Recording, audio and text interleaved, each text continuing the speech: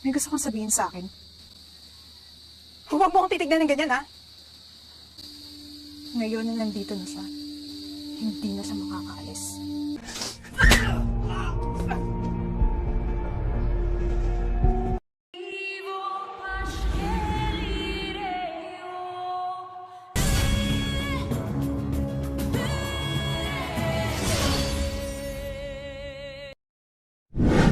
Kilala si Kevin bilang isang sikat na aktor, ngunit ang mga pelikula na kanyang ginagawa ay tila ang tema ay pang Viva Max din. Kaya naman hindi rin maiiwasan na ang bawat kanyang nakaka-partner ay tinatamaan ng init ng kabilugan ng buwan, ngunit ang matagumpay na career na iyon ni Kevin ay tila bigla ang magbabago, nang matapos kasi ang pananatili ni Kevin sa kasalukuyang nagaganap na party na kanyang pinuntahan. Nagpa siya rin agad ito na umuwi sa kanilang bahay dahil tinawagan siya ng kanyang mother upang makaabot nga ito sa birthday ng kanyang ama, ngunit sa kanyang biyaheng pauwi ay hindi pa nito kabisado ang tamang daan. Binalaan naman siya ng parking boy na kung saan nga dapat siya dadaan, ngunit sa haba ng biyahe ni Kevin ay nalimutan na nito ang sinabi ng parking boy na kung saan nga ba siya dapat dadaan, subalit nang makarating na si Kevin sa kanyang dapat dadaanan ay tila nang hula na lang ito ng kanyang dadaanan. Kaya naman sa haba ng kanyang biyahe ay tila hindi na nito alam kung saan siya napadpad. Kaya dahil doon ay napadpad si Kevin sa madilim at liblib na lugar, ngunit dumagdag pa sa kanyang problema ang daan na putikan na dahilan ng pagka-stuck ng kanyang sasakyan. Dala naman ang labis na pagkainis ni Kevin sa kanyang kamalasan na nararanasan kaya dinaan niya na lang ito sa pagsipa sa kanyang sasakyan. Ngunit sa kasamaang palad ay tila na outbalance pa ito dahil sa kanyang ginawa na dahilan naman ng pagkabagok nito. Ngunit sa sitwasyong iyon ni Kevin ay may isang lalaki ang bigla ang dumating at agad na tinulungan si Kevin upang siya ay dalhin at gamutin sa lugar nito. Makalipas ang takip silim sa muling paggising ni Kevin ay may isang napakagandang dalaga ang bumungad sa kanya. Tawagin na lang natin siya sa pangalang Ligaya. Agad na binigyan ni Ligaya si Kevin ng inuming dahon na gamot upang mabilis nga raw itong gumaling mula sa sugat na kanyang natamo.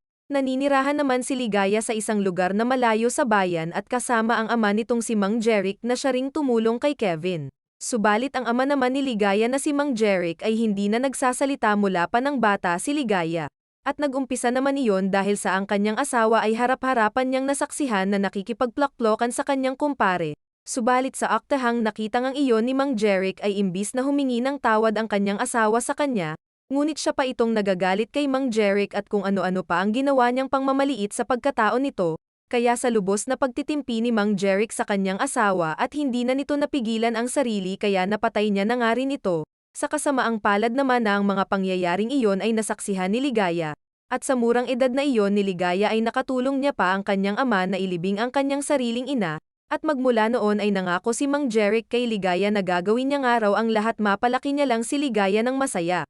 Kaya naman lumaki si Ligaya na kasama na lamang ang ama nito. Doon na rin nagsimula na hindi na nga nagsasalita si Mang Jeric. Sa pagdating naman na iyon ni Kevin sa malungkot na buhay ni Ligaya ay tila bigla ang nagkaroon ng sigla ang bulaklak niyang nalalanta. Kaya ang pag-aalaga niyang iyon kay Kevin ay halatado namang gustong-gusto niya na ito. Ngunit sa sitwasyong iyon ni Kevin ay ninanais niya naman na rin makabalik sa kanila at sa pamilya nito. Ngunit si Ligaya ay tila ayaw na nitong mawalay si Kevin sa piling niya. Kaya naman kung ano-ano na lang ang kanyang dinadahilan para lang manatili pa sa kanya si Kevin. Hindi naman lingid sa kaalaman ni Kevin na may pagkabog-mali nga si Ligaya. Dahil sa halos tuwing gabi ay naririnig niya ito mula sa kwarto na tila umuungol habang kinakalikot ang bulaklak nito. Ganun katindi si Ligaya kaya niyang lumigaya kahit siya lamang mag-isa. Subalit ang bigla ang pagkawalangang iyon ni Kevin at pananatili niya ng matagal sa bahay nila Ligaya ay siyang lubos namang pag-aalala ng kanyang pamilya. Kaya ang bigla ang pagkawala na iyon ni Kevin ay nireport na rin ng kanyang mga magulang sa kapulisan. Nang matagpuan naman ng mga pulis ang abandonadong sasakyan ni Kevin sa liblib na lugar ay agad na nga rin silang nag-imbestiga doon. Sinubukan nilang suyurin ang liblib na lugar at nagbabakasakali sa mga tao doon kung nakita nga nila si Kevin. Subalit sa hindi inaasahan ni Mang Jeric na ang mga pulis nga ay natagpuan ang kanyang bahay at agaran siyang tinanong ng mga ito. Pinakita ng mga pulis kay Mang Jeric ang larawan ni Kevin at tinatanong nila ito na kung nakita niya nga ba ito, at dahil sa hindi nga nagsasalita si Mang Jeric kaya tumango na lang ito sa mga pulis at sinasabing hindi nga raw napadpad doon si Kevin. Matapos noon ay agad na rin umalis ang mga pulis nang hindi manilibot ang bahay ni Mang Jeric. Ang dahilan naman ng pagsisinungaling na iyon ni Mang Jeric ay dahil kay Ligaya. hindi na rin magtatagal at mabubunyag na nga rin ang sikreto ng mag-ama, dahil ang hindi nga sinasadyang pagdating doon ni Kevin ay sinamantala na nga ni Mang Jeric. Noong makita nga ni Mang Jeric si Kevin na nakalupaypay malapit sa kanilang daan ay bago niya tulungan ito ay hinampes niya muna ang paa nito na dahilan ng pagkapilay ni Kevin, upang sa ganon ay mas tumagal nga ang pamamalagi ni Kevin sa bahay ng mag-ama, kaya ang pagdalang iyon ni Mang Jeric kay Kevin sa kanilang bahay ay lubos na ikinatuwa ni Ligaya. Hindi na rin kasi magtatagal na si Ligaya ay matagal na palang obsessed at nakasubaybay sa buhay ni Kevin, kaya halos lahat ng pelikula na nagawa ni Kevin ay may collection nito si Ligaya. At sa tuwing pinapanood niya naman ang mga iyon sa kanyang kwarto ay sinasabayan niya ito ng paglalaro ng apoy ng mag-isa para lumigaya. Kaya nang matuklasan ni Kevin ang lahat ng iyon ay nagpasya na itong aalis sa lugar ng mag-ama, at dahil sa sobrang obsessed na nga ni Ligaya kay Kevin kaya magagawa na nito ang mga bagay na hindi ka nais-nais. Kaya ang kawawang Kevin ay mananatili ng bihag ng baliw sa hotdog na si Ligaya.